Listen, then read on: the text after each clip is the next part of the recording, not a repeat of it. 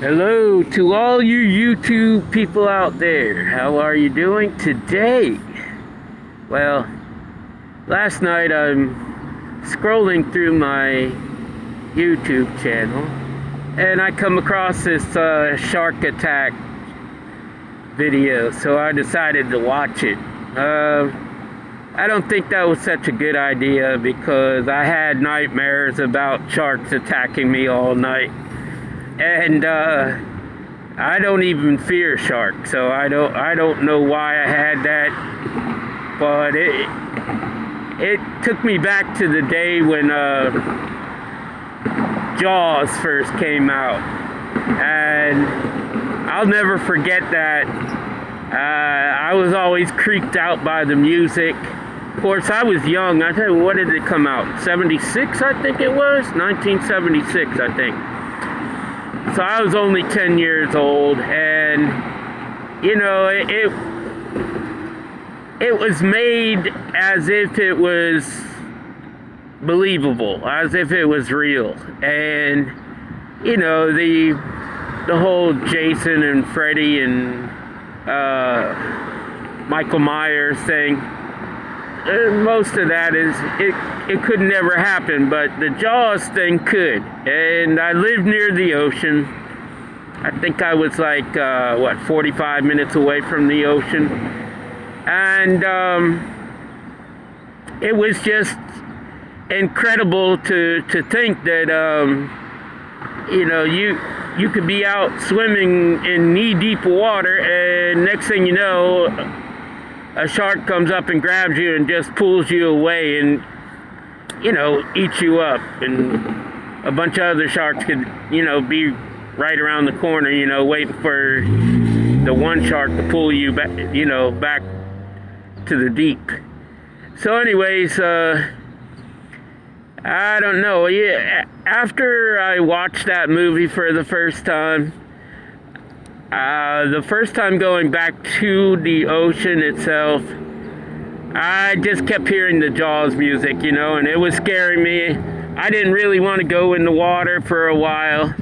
I think it probably did that to a lot of people. I don't know that to be a fact, but I'm sure it did disturb quite a few people. I did, however, surf when I turned my teenage years. I think I was 15, 16 years old. I started surfing. I bought a surfboard. It was a CB Charlie Baldwin. But anyways, yeah, it was a really bad situation on that video. One girl, she got upended by a great white shark, and it was like really terrible. And I mean, they put all the explicits out there telling you if you have any kind of problems with watching something like that, you might not want to. But I don't know. I guess the curiosity killed the cat, and it killed me too, because I had to go and look at that video. And then, so about 11:30, 12 o'clock last night, I finally fall asleep, and it probably wasn't a good hour before all of a sudden I'm starting to dream about sharks and that. And I was in the ocean.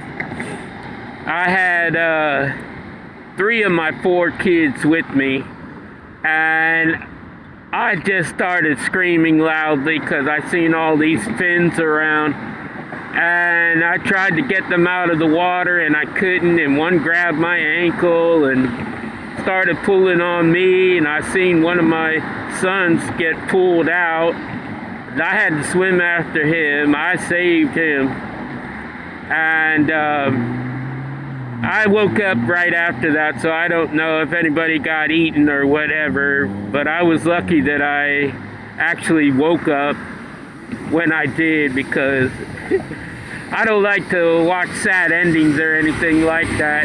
Of course, you can't personally die in your own dream. I've never known anybody to do it. I had a dream one time. This has been many years back, probably about 22 years ago. And I was in New York City, and I was in a bank, and the security guard was a black woman. I took her as a cop, but she had a gun, and I think she was just security there. And I was making a withdrawal, and I got done with it, and I came through. I said hi to her and smiled, and she said hi and smiled back. And then all of a sudden, a real big brightness outside. And I looked outside, and I seen a mushroom cloud. And it wasn't, I don't know, it was probably about maybe 50 miles away or whatever. But I looked at the security guard, and I said, shoot me in the back, shoot me. I kept telling her to shoot me, till finally she did. And I was laying on my back, just about to die, and I woke up. But I don't know. It was just a real strange dream at that time also. And, you know, I guess it's something that everybody has at least thought of in their lifetime. What would ever happen to them during a nuclear war or whatever? Would they just, you know, stand there with their mouth wide open and just disintegrate just that fast? But yeah, it was a weird feeling. But the whole shark instance, you know, I don't know. It was it brought back the days of Jaws. I think it was 1976, if I'm not mistaken. It was one of those years, right close to it. If it wasn't 76, it was 77. I don't believe it came out in 75. So I would have been 10. I would have been 10 years old at that time. And I don't know. It just brought back memories of all that. And that was a pretty big shark that upended that woman, and that was a real terrible scene too. I don't know that I could stand on a boat with a video camera and film something like that. I'm not squeamish. I guess because of my love for mankind, I don't know that I could watch something like that. I'm not fearful of that. Like I said, I'm not even scared of sharks. I've never been scared of sharks.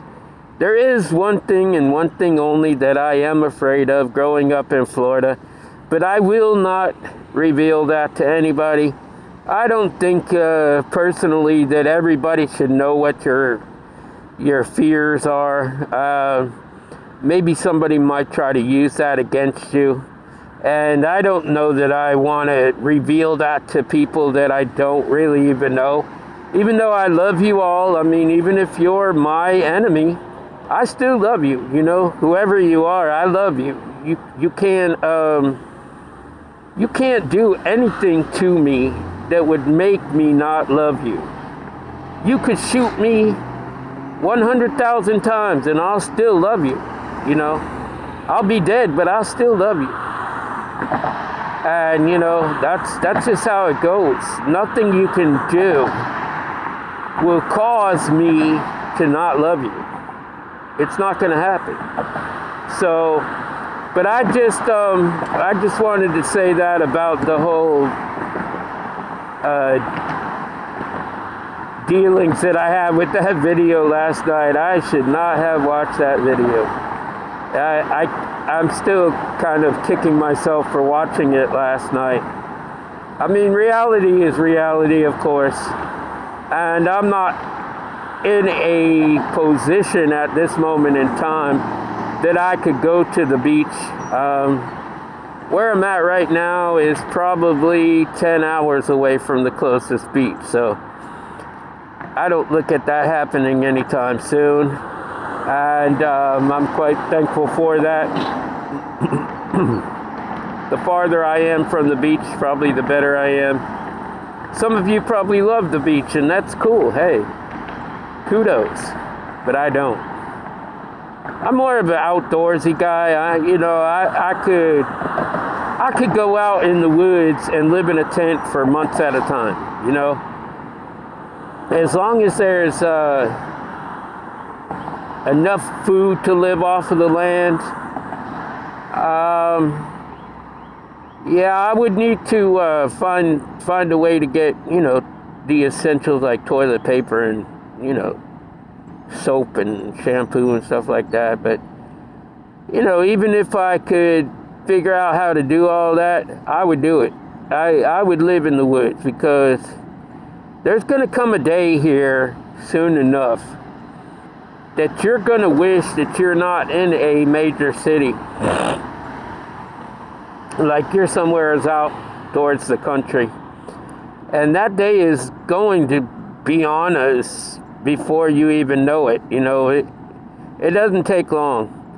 And you're going to wish, hey, I wished I would have moved out to Missouri or, Arkansas or someplace like that. Someplace that, there's a lot of woods and things like that. So it's better not to be in the, right in the city. Like, I'm close to Atlanta right here. But it's not going to be long that I will no longer be in Atlanta. And I'm not trying to run from anything. I'm not. I'll take my licks just like everybody else. But it's also difficult to live in cities anyway. And Atlanta is definitely one of those places. There's just a lot of things that you don't want to run across here. And if you have a certain status, you don't want to come across other things also. But all in all, it's going to happen soon enough. Just be prepared, A lot of people are stocking up on foods. And, hey, if that's what you feel like doing, go ahead. I know people that already have plans of going and robbing the people that are buying all this food up. So, they've already planned it out and everything. So if you bought all this food and you're storing it somewhere or whatever, don't forget, those people know where you live. They know what you're doing. You really shouldn't tell anybody anything. Any kind of your business, you don't want to tell people. Never tell people, people say people are crazy about talking about this zombie apocalypse. Okay, there are people on this earth right now that will be like what we know as being a zombie. They've already walked here. You can find videos on YouTube of people that have eaten bath salts and stuff like that, and they got crazy and they started eating people's flesh and things like that. So all of that kind of stuff can happen, people. Don't laugh at somebody because they're talking about zombie apocalypse. Give me a break. All it takes is some kind of mutation stage. Like, look at this COVID. All right, so it's promised Matthew 24, right? There's going to be pestilences in many places. Pestilence is a sickness. It is a bacteria. Excuse me. So let's just say this. The next one that comes out, it affects you brain-wise and causes you to take a certain state that some people would call being a zombie. And you wouldn't normally do what you're going to do whenever you have this certain thing. You wouldn't normally do that. It just takes over your brain and you just start going crazy. And that's what people are going to call a zombie. You know that.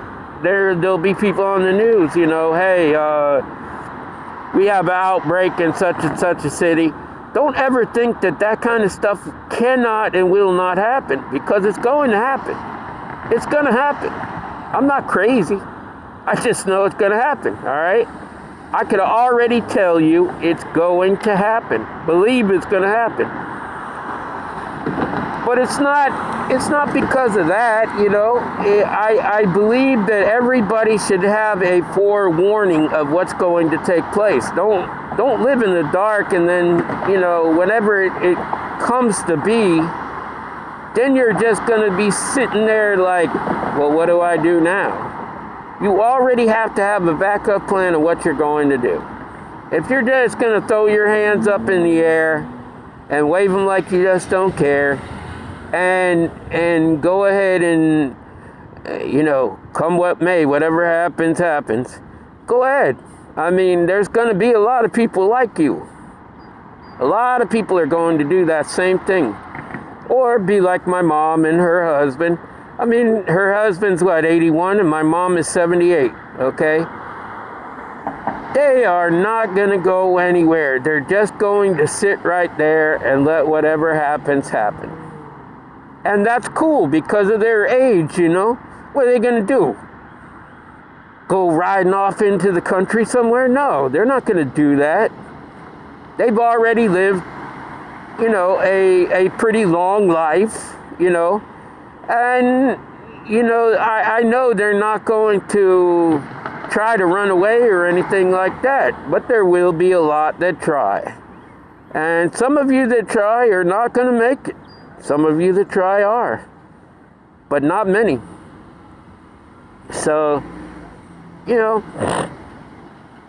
if you could prolong your life by a couple of hours or whatever, why even do that? I mean, just say this, all right? Say today is Wednesday, right? Say that today all of this takes place, and then you got enough food, but you have to go somewhere, right? So you can only take so much of that food with you. Don't believe that you could carry all of that stuff, because you're not going to be able to. I don't care who you are. You could be Lou Ferrigno. I know some of y'all don't know who Lou Ferrigno is. He played the Hulk, the Incredible Hulk. He was the green one. But anyways, you won't be able to carry all that stuff. So no matter what you do, it's why prolong what's going to happen anyways? I mean, you might live for a couple of days here or there, but sooner than later, you're going to die.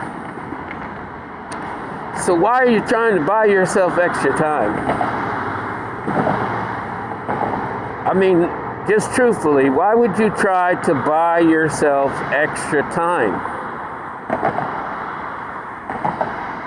I mean, if it's going to be inevitable that you're going to die, you're not going to get away. So why would you try to buy yourself any extra time? You're just going to die anyways. You will. You have to believe that. There's not going to be a place where you're just going to get clean away. It's not going to happen. So why prolong it any? Just go ahead and give up and just be done with it. I had a